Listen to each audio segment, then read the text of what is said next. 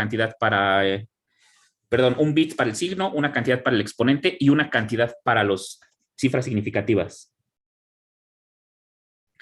Ok, uno de sus compañeros dice que ya generó el error de los flotantes. A ver, permítame, déjenme detener. Pam, pam. Listo, a ver si lo compartes, por favor.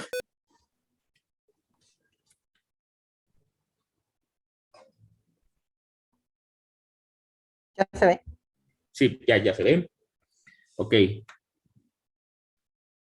Ok, su compañero hizo varias operaciones, hizo 0.3 por 3, lo cual a nosotros sabríamos que nos daría 0.9, más 0.1, lo cual nos daría 1. Flotante igual a 0.5 más 0.5, que sabemos que es 1 también, o flotante igual a 1, perdón, flotante igual a 1, o flotante igual a 1.0. Esta parte es porque recuerdo que en C se representaba como 1.0 cuando imprimías el número. ¿Cómo? Es que recuerdo que en C, cuando imprimías un número entero que estaba guardado como flotante, te mandaba 1.0. Ah, bueno, sí, eso es cierto. Entonces, en este caso está comparando con 1 todas estas cantidades. Y es más, peor tantito, 1 si es representable o si es un número computable. ¿Vale? Pero hacerlo como suma de 0.5, 0.5 y como multiplicación de 0.3 por 3 más 0.1, comete errores. Hay varios errores. Según yo, el que me parece que es periódico es el 0.1. El 0.1 es el que es periódico, es el que está causando el problema. ¿Vale? Aunque son 3 formas de escribir 1.0, o digo, escribir 1, no entró al ciclo. ¿Vale? Esto es lo que tenemos que evitar siempre.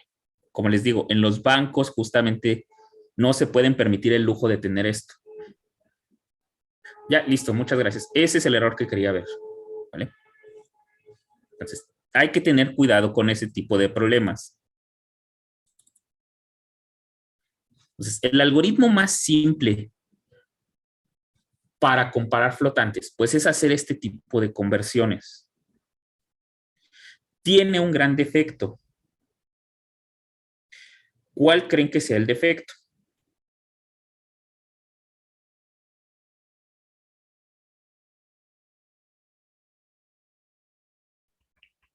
Que podemos saturar la memoria.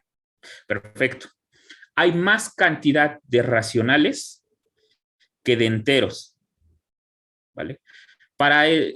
Si rebasamos la cantidad de enteros, o sea, 2 a la 64, es el último, si 2 a la 60, no miento, 2 a la 63 es el último entero que podemos representar con una variable de tipo long. Aquí lo hice con int.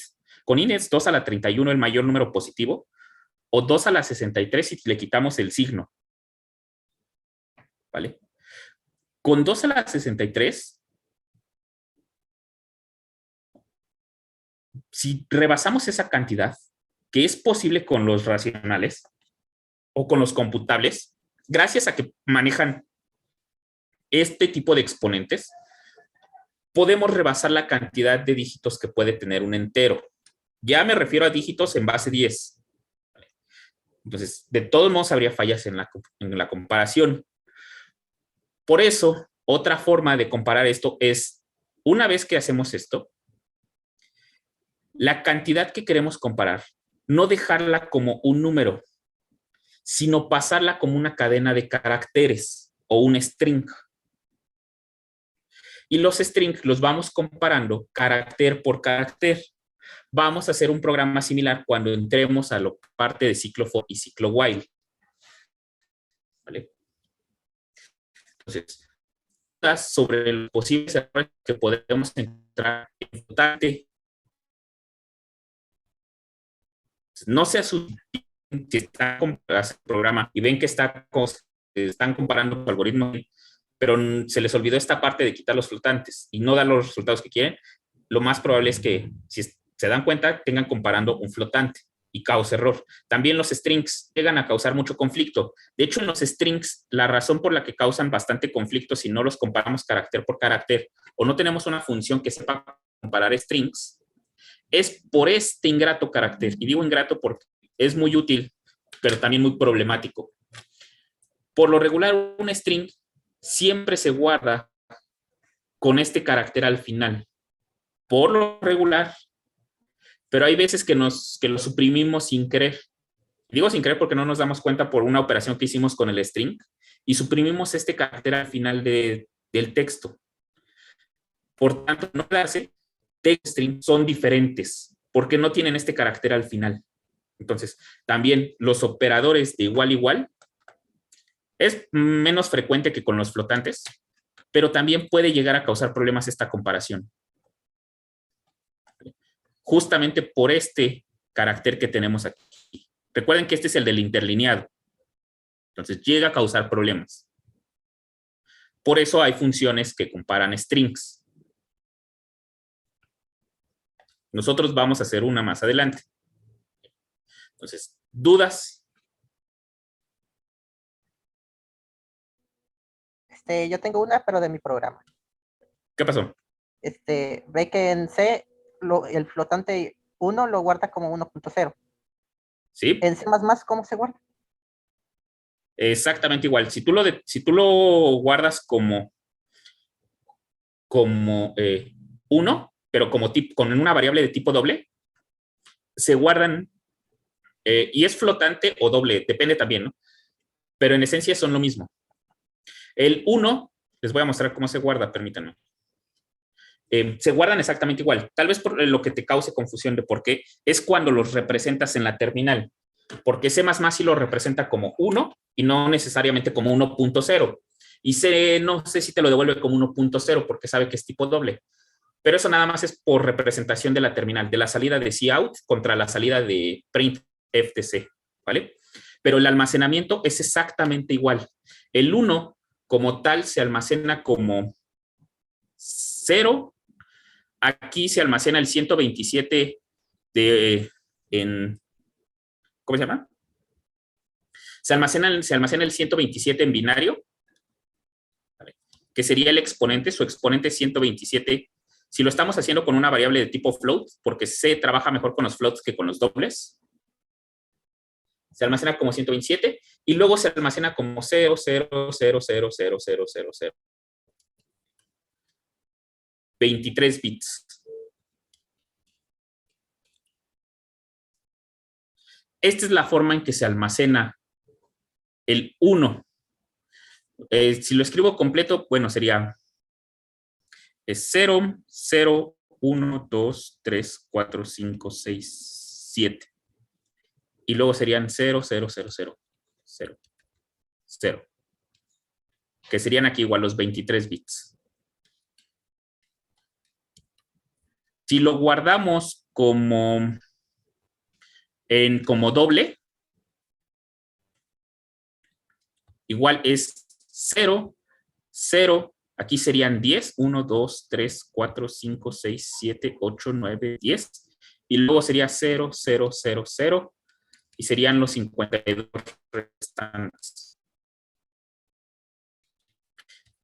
¿Esto por qué es así?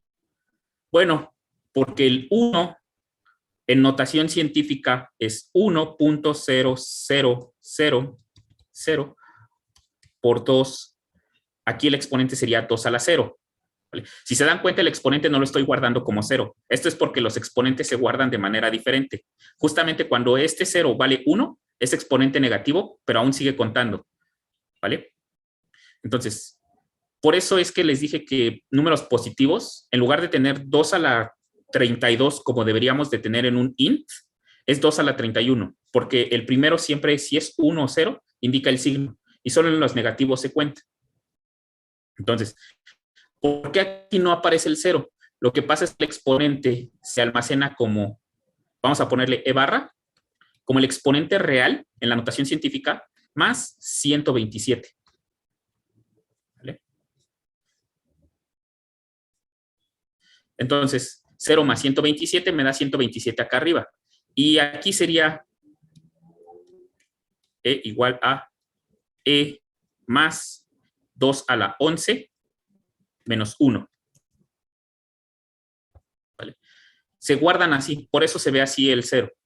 Entonces, como el 1 en notación científica se escribe de esta manera, pues este bit, les dije, nunca se escribe, porque se da por, bueno, sí hay otras circunstancias, pero este nunca se almacena, porque se da por entendido que en notación científica en binario siempre vale 1. Luego se guardan los siguientes ceros. Entonces aquí están los ceros. ¿Vale? Y por último, pues el exponente es 0 en este caso. Arriba se le suma 127 y se almacena así. Abajo se le suma 2 a la 11 menos 1 y se almacena de esta manera. Y el primer bit nada más es por el signo, porque es positivo.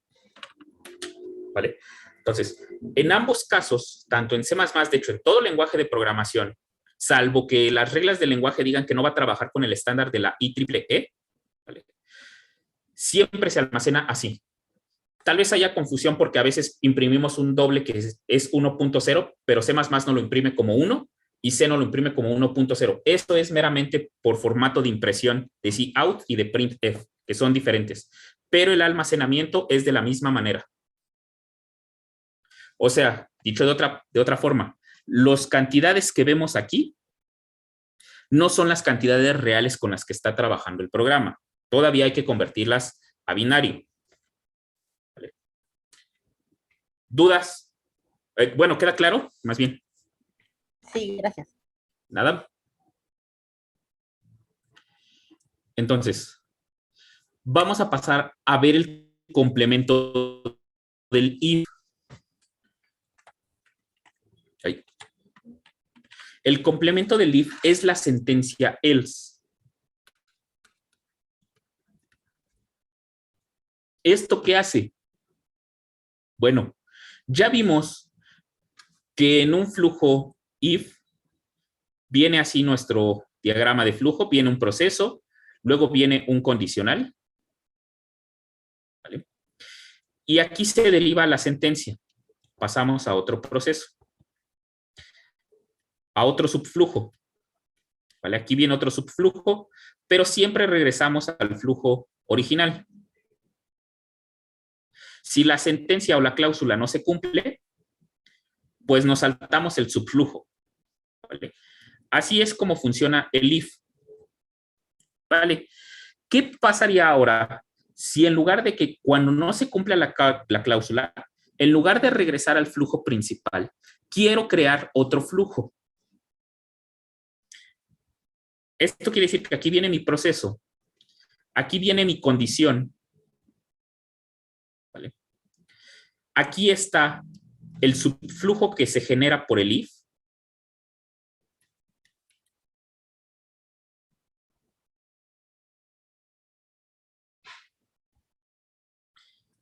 Y cuando termina, regresa al flujo principal.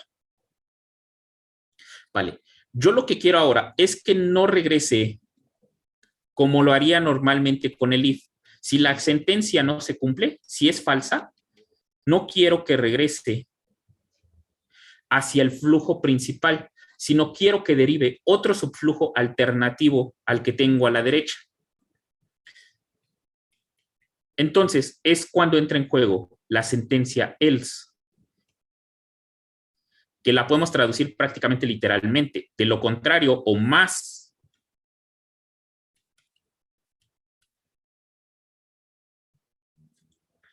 cuando se termina, esta también regresa al flujo principal.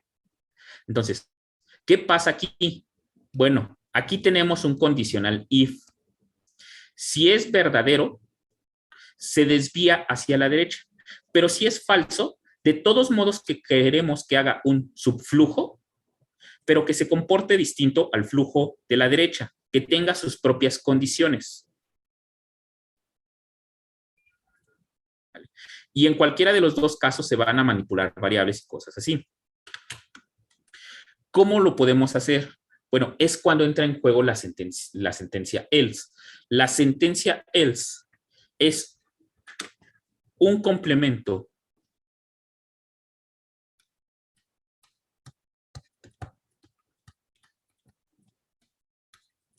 else es un complemento de if o un aditamento, como le quieran llamar.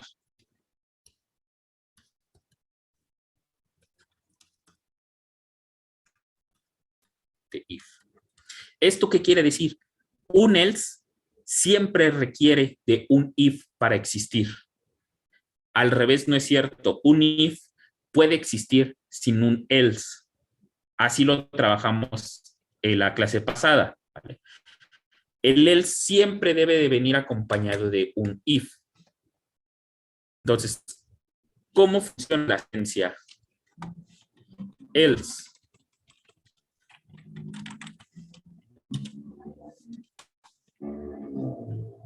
Vale.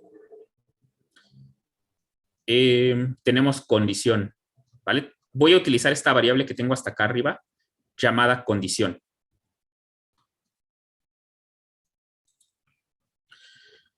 Vamos a escribir el if y como argumento le voy a pasar la variable condición. Recuerden que aquí la única cosa es que no debe, perdón, que debe de ser un booleano o algo que se interprete a nivel de bits. Entonces, si condición, si out fue verdadero,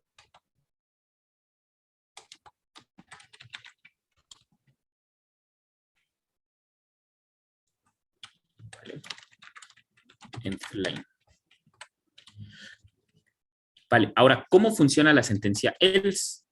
Bueno, pues ahora puedo escribir else.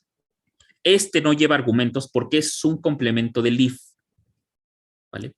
Al ser un complemento del if, utiliza el argumento que estamos poniendo entre los paréntesis del if. Entonces, si no se cumple, si out, vamos a imprimir, fue falso.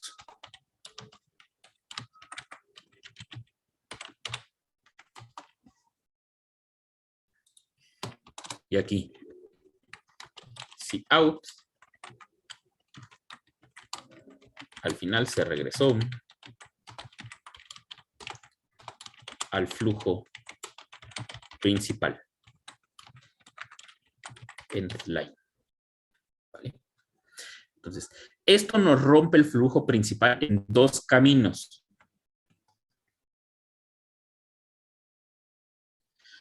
Ambos al final se van a reencontrar en el flujo principal.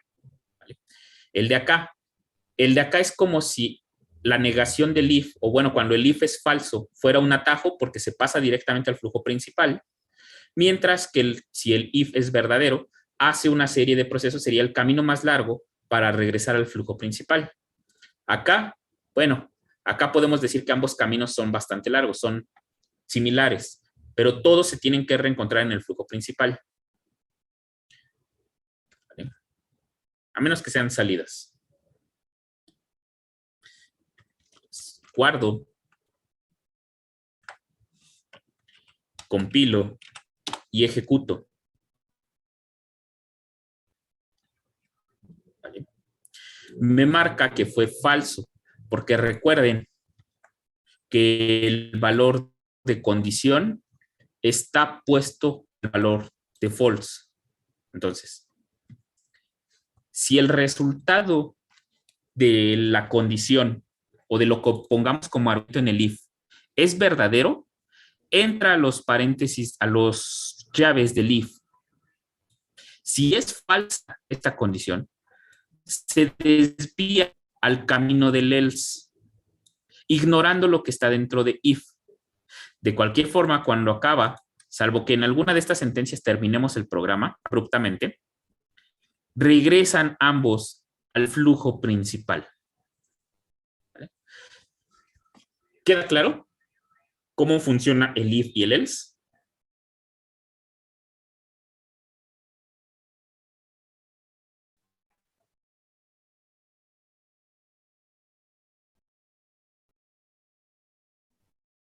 Tengo una duda. ¿Qué pasó? ¿El else debe ir exactamente después de la cadenita? ¿O puede ir un renglón después? ¿Ah, sí? Sí. Depende mucho la redacción, pero debe de ir una línea inmediata después de donde termina la sentencia if. ¿Vale? Miren, por ejemplo, voy a quitar los paréntesis para que quede, bueno, no, lo voy a dejar así. Control Z, así. ¿Vale? Esta sentencia else debe de ir inmediatamente después de una sentencia if. La sentencia if es todas estas tres líneas. ¿Vale?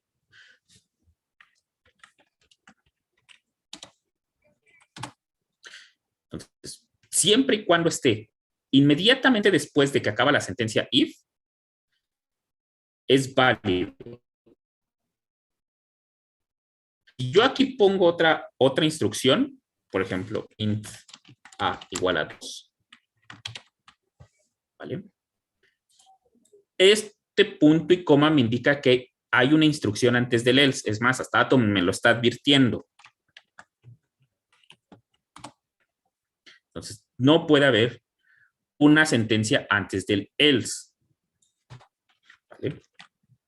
Entre el if y el else, vamos a decirlo así, entre el if y el else no puede haber un punto y coma, pero sí pueden poner pues espacios, porque toda esta línea se considera como una sola sentencia. ¿Vale? Al ser el else un complemento del if, se considera como una sola sentencia. Entonces, ¿por qué lo pongo yo siempre aquí? Bueno, es para indicar pues que es justamente complementario. Y porque después, ahorita, bueno, justamente ahorita, vamos a hablar de qué pasa si yo quiero evaluar otra condicional. ¿A qué me refiero con eso?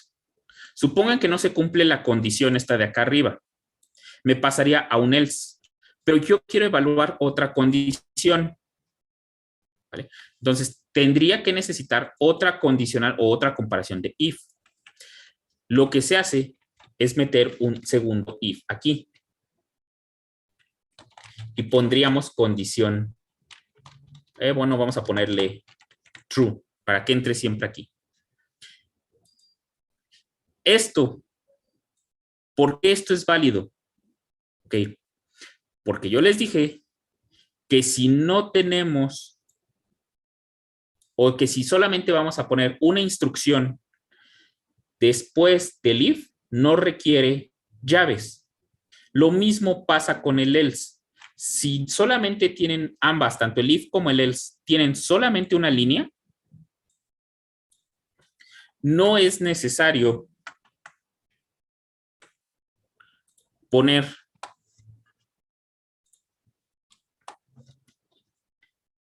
las llaves. ¿Vale? Se entiende que esta línea pertenece a la condición, a la sentencia if, y se entiende que esta línea inmediata pertenece al else. Esto también es válido, solamente cuando tanto el if como el else tienen una sola línea de código. Una sola. Entonces, regreso a la sentencia que estaba. Cuando quiero comparar varias condiciones a la vez, por ejemplo, en este caso, vamos a ponerle true, pasa exactamente lo mismo. Toda esta sentencia se entiende como una sola línea de código después del else, ¿vale? Porque todo lo que subrayé pertenece a esta segunda sentencia if. Esto le vamos a llamar como anidación de ifs. Es un if tras otro. No es la única forma de anidación. Después vamos a meter un if o otro if. Pero este es un tipo de anidación. Si no se cumple esta condición, pasa a comparar esta condición. ¿A qué me refiero con esto? Vamos a verlo con el diagrama de flujo, cómo se ve ese tipo de sentencias. Bueno, antes, ¿queda claro por qué es válido que el else no necesite estar después de las llaves? ¿Qué era la pregunta? Sí. Okay. Entonces, ¿qué es esto que estamos haciendo aquí? Vale. Lo que estoy pasando ahí es que viene mi proceso aquí. Viene mi condición. La primera pregunta. Este sería el primer if, este que está aquí. Aquí comparamos una condición. ¿Vale? Dividimos el camino si la condición es verdadera. Y continúa nuestro flujo.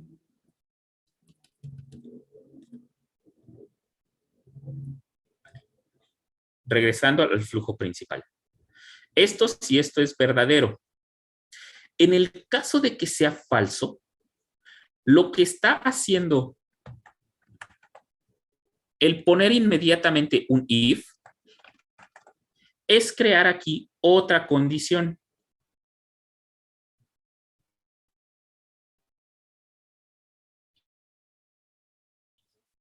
De manera que si es verdadera, hace esto que estamos aquí, este proceso aquí, al flujo, su flujo padre es justamente esta línea. Toda esta sería su flujo padre. Y al final regresa al flujo padre. Puede continuar procesos aquí. Aquí ya no me quedó tan bien el diagrama. Me debió haber quedado medio uniforme. Todavía puede haber más procesos, pero siempre regresa al flujo principal del programa. ¿Vale? No es necesario. Igual aquí, esta es la cadena si es verdadero y esta es la cadena si esto es falso. Si es falso. Ahora, aquí también nada me impide que aquí haya otra condicional.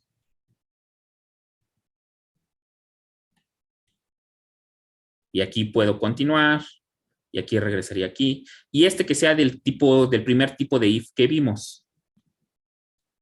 Si es verdadero, si es falso. Y regresa acá. Eso es lo que estamos haciendo aquí. Estamos haciendo una cadena de comparaciones. ¿Cuál es la diferencia entre poner solamente if y else? Que en esta entra al else cuando este es falso. ¿Vale? En esta se entra al else cuando la condición es falsa. En esta que está aquí, se entra a la línea 59 siempre y cuando esta sea falsa, pero esta sea verdadera. Si esta es verdadera, por este else no se entra a la línea 59. Dicho de otra manera, no es lo mismo hacer, lo voy a poner como comentario, if condición, ¿vale? Aquí estarían las líneas, que después hacer if true.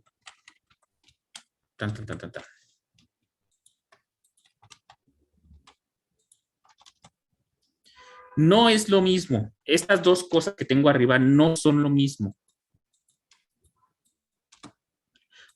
¿Por qué?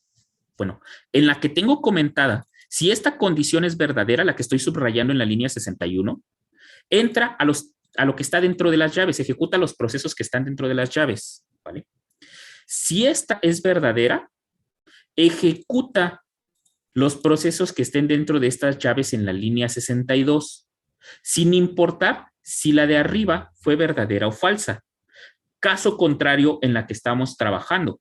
Si la de arriba es falsa, va a comparar esta para ser verdadera, para ver si es verdadera. Al igual, esta que está aquí, esta que estoy subrayando, puede tener su propio else. Aquí lo estamos viendo en el diagrama.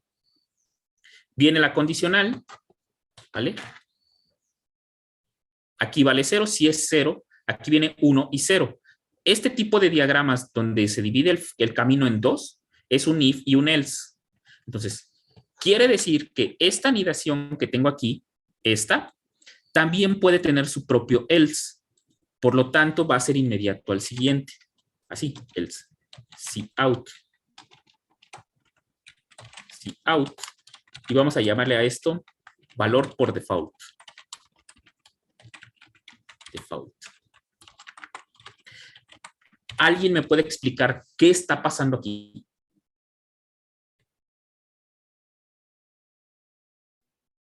Y si no se cumple ninguna de las dos anteriores, se va a ejecutar eso. Exactamente. ¿Vale? ¿Por qué se le llama anidación? Bueno, porque este else está sujeto a si esta fue falsa. Esta que estoy subrayando en la 58. Si esta fue falsa, entonces ejecuta lo que está aquí en el else. Pero este if solamente va a entrar en juego si este de acá arriba, el primero de los dos, es falso. ¿Vale? Por eso se le llama anidación, porque van dependiendo hacia arriba. Depende si el primero es falso, entras al segundo. Si el segundo es falso, entras al tercero. Si el tercero es falso, entras al cuarto y así sucesivamente. Cuando a este último ya no le puse un if, pues ese le llamamos un valor por default. En C++, esto se puede simplificar cuando solamente comparamos enteros o caracteres por medio de lo que se conoce como una cláusula de tipo switch. La cláusula de tipo switch nos manda a un camino u otro dependiendo del valor de una cosa. El problema de switch, y por lo que a mí no me gusta, es que solamente puede comparar enteros y caracteres. Valores muy simples. Mientras que en los ifs podemos meter cadenas complejas de comparaciones. También en switch hay manera de hacerlo. Pero esto querría decir que tendríamos que utilizar funciones que devuelven enteros. O sea, también se puede. Pero les digo, la verdad, no me gusta. Aparte utiliza sentencias break, que tampoco me gustan a menos que sean en ciclos. Prefiero evitar las sentencias break, que las vamos a ver más adelante. ¿Vale? ¿Dudas?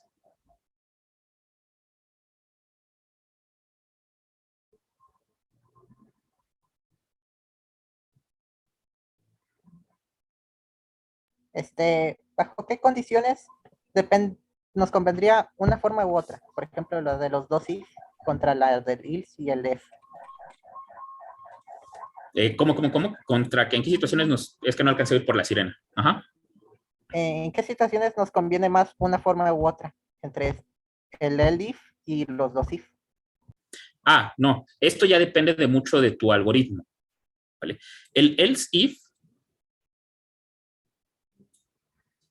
¿vale?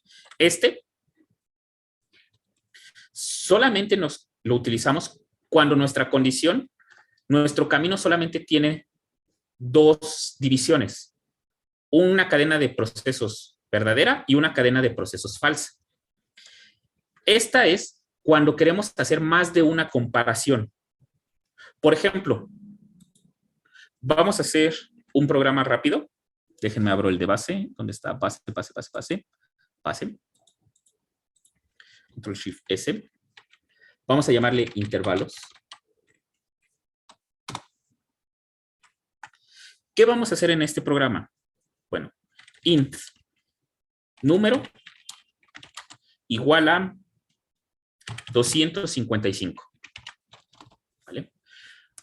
Supongamos que aquí queremos, lo que buscamos hacer en este programa, o lo que vamos a buscar comparar primero, es saber si número está entre 0 y 256.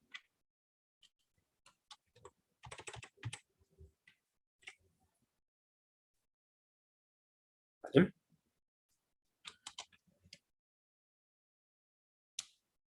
Entonces, en este caso, lo que podemos hacer, pues es solamente utilizar un if y un else. If número, o lo voy a poner así, si 0 es menor o igual, bueno, le puse entre, aceptamos que valga 0 y 255, menor o igual que número. Y cosa que es reciente en C++, entiende esto, menor o igual que 255. Esto es en versiones recientes de C++ donde entiende esto. A mí no me gusta. ¿Vale? Ahí. Prefiero utilizar estos operadores para que el código sea legible. Número menor o igual que 255. Entonces, en este caso vamos a imprimir cout. El valor pertenece al rango end line. Else si out no pertenece al rango. ¿Vale? End line. ¿Esto qué me va a hacer? Bueno, aquí solamente quiero comparar si el 0 pertenece, está entre 0 y 255. Entonces, solamente hay dos situaciones. Cuando solamente tengo dos condiciones, verdadero o falso, en este caso utilizo if else. Guardo, compilo, intervalo.cpp. Se me olvidó poner todo lo demás. ¿Qué más? Intervalo.cpp, guión o intervalo. ¿Cómo se llamaba? L. Intercambio, le puse intervalos.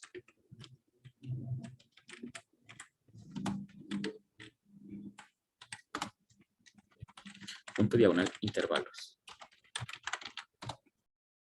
El valor pertenece al rango. ¿Vale? Número está en este rango, perfecto. Yo nada más quería saber dos cosas. ¿Está o no está? Vale, vamos a complicarlo de momento un poco más. Esa parte les toca a ustedes decirme cómo hacerla. Ahora yo no quiero saber si está entre 0 y 255, sino quiero saber si está entre 0 y 128 o si está entre 200 y 255. Vamos a ver si número está entre 0 y 128 o la O se parece al 0 o entre 200 y 255. Se las pongo fácil. No requieren utilizar la sentencia else if que vimos hace rato. Es igual una simple sentencia if else. ¿Cómo sería? ¿Cómo leerían?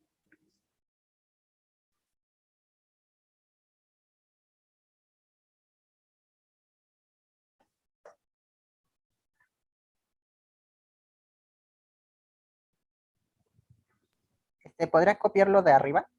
Ok, lo copio. ¿Todo? Sí. Vale, lo copio todo, lo pego, ¿sí? Y ahora dentro de ese if, ponga otro if. Ok, no. Les dije solamente un if y un else. Entonces ya no sé. ¿Alguien, alguna otra sugerencia? ¿Por qué puse la O en mayúscula? Ajá. Ahora ponemos el else otra. No. Hizo bien su compañero aquí, me dijo, copie, que lo copie. Perfecto, ya lo copié. Realmente no tengo que agregarle mucho a esto para que haga esta comparación con lo que vimos la clase pasada.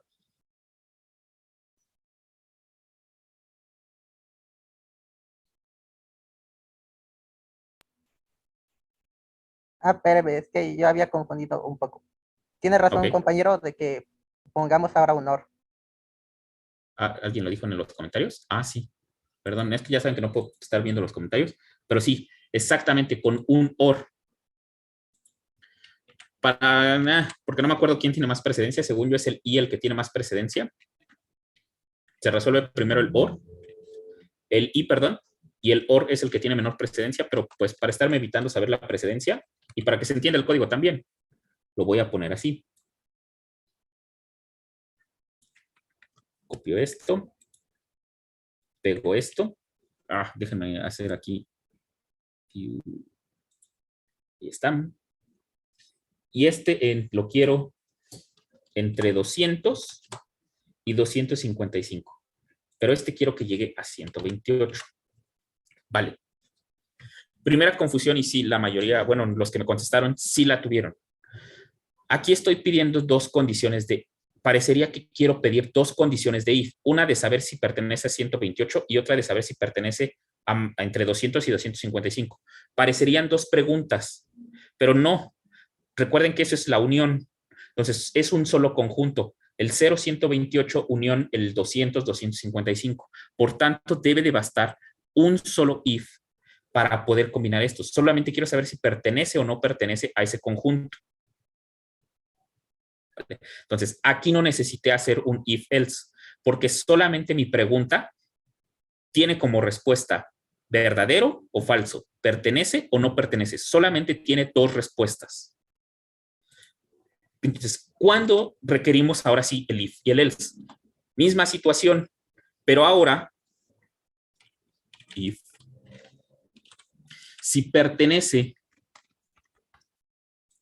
al 0,128, quiero que imprima si out pertenece al 0, y lo voy a poner con dobles, 0,128. Esos dobles nada más es para que se entienda que son números enteros, es un rango entero. Line. De lo contrario, si, déjenme copiar todo esto.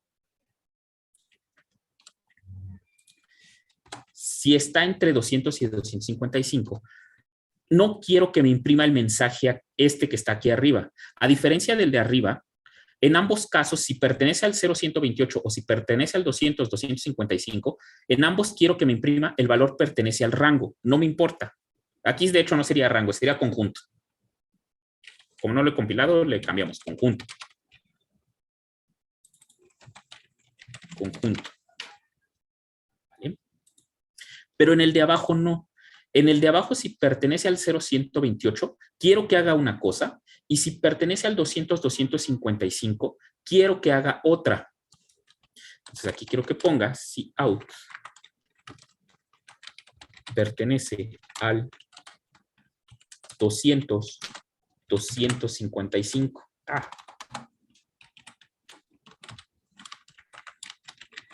End line. De lo contrario, si no pertenece a ninguno de los dos, pueden ser más de dos. Hay que aclarar, aquí puedo poner toda la cantidad que yo quiera, siempre y cuando sea finita. ¿Vale? Quiero que me imprima que no pertenece al conjunto. Entonces, guardo. Ahora, ¿por qué aquí lo hice y por qué arriba no? Bueno, porque arriba quiero que en ambos casos haga la misma cosa. Mientras que abajo sí hay una diferencia en lo que se tiene que hacer si pertenece a una parte o si pertenece a la otra. Entonces, en ese caso es cuando nos va a convenir utilizar el else if. O a esto también se le conoce como una sentencia elif. Y de hecho eso es reciente porque proviene de Python. Reciente entre comillas. Sentencia tipo elif. ¿Vale? O sea, son sentencias que tienen anidados varios ifs de esta manera, porque todavía podría poner dentro de este if otro if, nada me lo impide. Pero esto sería cuando los dos son verdaderos. ¿Vale? ¿Dudas? Esa fuerza que pongamos el último else.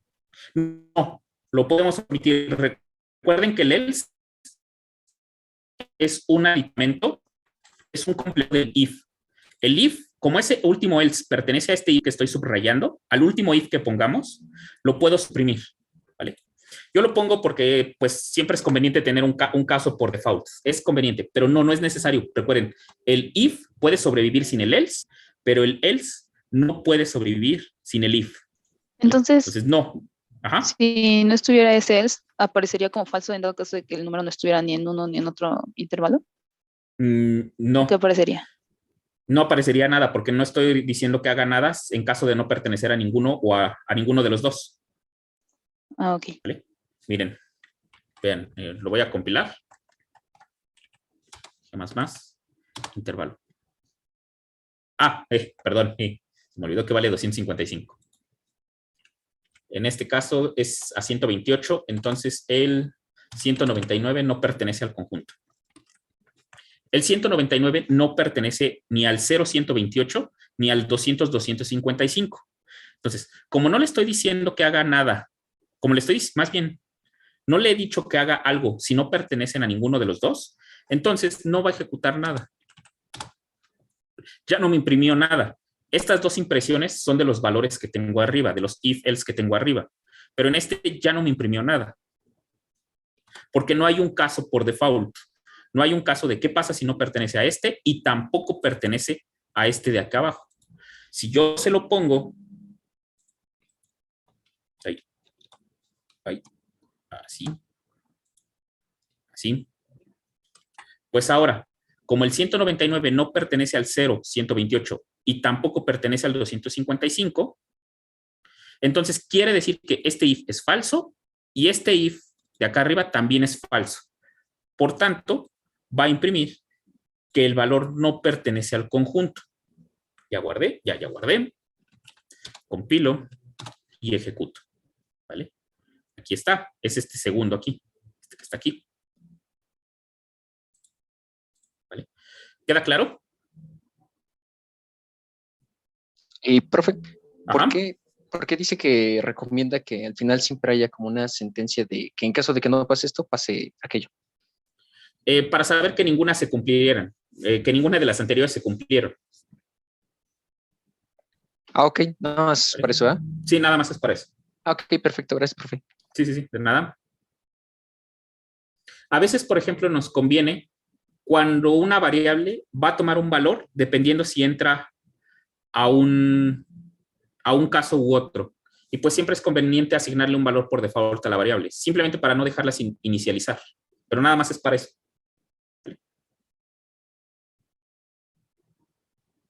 Es más, la sentencia switch tiene una palabra llamada default para exponer este caso. La sentencia switch la vamos a ver en siguientes sesiones. Pero tiene una palabra por default también, que no es obligatoria, pero hasta ahí te dice, pues por lo regular deberías de tener un caso por default. ¿Dudas?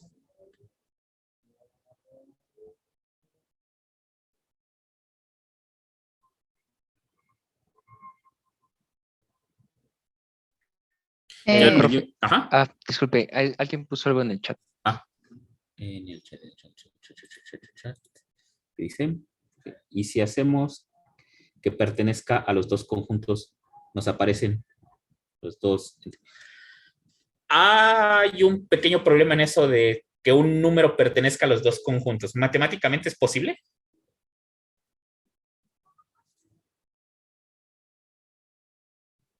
O sea, entiendo la pregunta, pero ahí tengan cuidado, porque si le dicen a alguien en matemáticas eso, creo que los podría reprobar. Yo no, porque esto es de programación, y esa pregunta sí tiene sentido, pero con ints no. Vale. ¿A qué se refiere o en qué casos puede pasar lo que dice su compañero?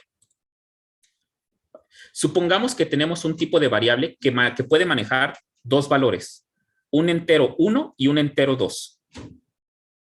¿Vale? Si resulta que esa variable en entero 1 tiene un valor, entonces entra el primer caso. Segundo,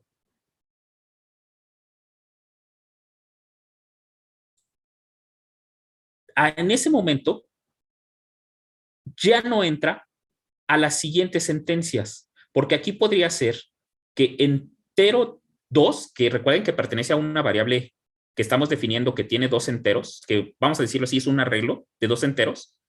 Si el segundo entero tiene el otro valor, que entre a esta parte. Uno podría pensar que se van a ejecutar las dos así como puso su compañero, pero la realidad es que no. ¿Por qué no va a entrar al segundo? Porque el segundo if está atado a este else que tiene adelante. ¿Vale? Y este else solo comienza su ejecución cuando la cláusula del if de aquí arriba es falsa. Si resulta que la primera comparación ya fue verdadera, entonces no va a ejecutar nada de lo que está aquí abajo. Ahora, lo que dice su compañero, para que pasen las dos cosas a la vez, sería lo que les puse aquí entre, no, en este no, en el de if else este. En este caso sí pasarían las dos cosas, porque el segundo if no está atado a ningún else. ¿Vale? Al no estar atado a ningún else, puede hacer la comparación del segundo entero y ahora sí se imprimiría. Pero acá no, porque este if depende de este else y este else depende de que esta sentencia sea falsa. Entonces, si es falsa, se ejecuta esto. Si la sentencia que subrayé también es falsa, esta, se ejecuta esto. ¿Vale? Pero si esta sentencia, esto es verdadero, esto, entonces se ejecuta esto ignorando esto de acá abajo, porque están atados por el else. ¿Queda claro? O lo vemos con un ejemplo de la siguiente sesión, porque bueno, ya son 3:27. Sí, estaría bien. Sí, un sí me ejemplo. queda claro. Bueno, a mí sí. ¿Ok? Bueno, vemos un ejemplo en la siguiente sesión. Y la siguiente Profe. sesión vamos a trabajar completamente con Python. ¿Vale? ¿Había otra duda por ahí?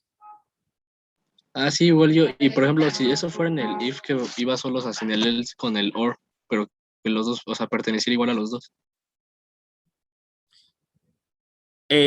Ahí entonces, en dado caso, solamente se ejecuta esto. El else solamente entra cuando lo de arriba es falso. Cuando lo de arriba devuelve falso siempre.